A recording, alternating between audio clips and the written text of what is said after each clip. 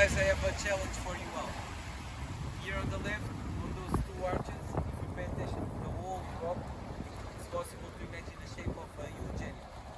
Which animal do you see there?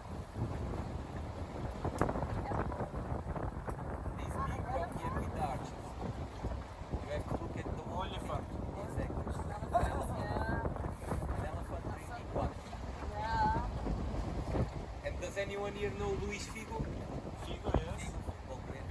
This house there on the top with the palm tree on the back is his house. Now it's confiscated by the banks. He lives there or no? No, it's confiscated by the banks. But not problems with Figo, problems with the previous owner who bought the house. For those who don't know, Figo was the first Portuguese soccer player ever to be the best soccer player.